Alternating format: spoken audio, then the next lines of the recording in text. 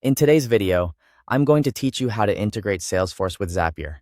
We'll be creating a simple automation that sends Salesforce data into Google Sheets whenever a new record appears. This is a great way to keep information organized automatically without having to copy and paste anything manually. To begin, log into your Zapier account. Once you're on the main dashboard, click Create and then choose Zap. This opens a new automation where you'll define what starts the workflow and what happens next. First, click the trigger step. In the app search bar, type Salesforce and select it from the results. After that, choose a trigger event. A common example is New Record, which tells Zapier to watch Salesforce for newly created data. Next, connect your Salesforce account. Follow the connection prompt and allow Zapier to access the data it needs. Once the account is connected, choose the Salesforce object you want to monitor. For example, you might select leads if you want to track incoming prospects, or contacts if that better fits your process. When that's set, click Continue. Now click Test Trigger. This step is important because it checks whether Zapier can pull in sample data from Salesforce successfully. Review the sample record and make sure the information looks correct.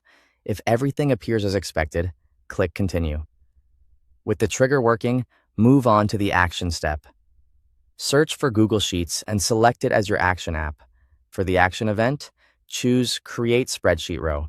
This means that each time the trigger runs, Zapier will add a new row into your spreadsheet automatically. Then connect your Google Sheets account. After it's linked, select the spreadsheet and the specific worksheet where you want the Salesforce data to go. Next, map the Salesforce fields to the spreadsheet columns. This is where you decide which Salesforce information appears in each column, such as name, email, company, or status. Take your time here, because accurate field mapping makes the automation much more useful and easier to review later. Once the mapping is complete, click Continue.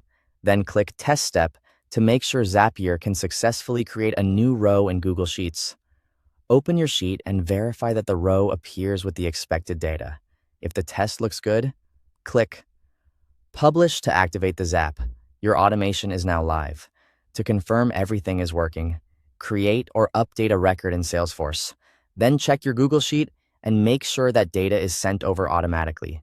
That's the full setup for integrating Salesforce with Zapier. Thanks for watching.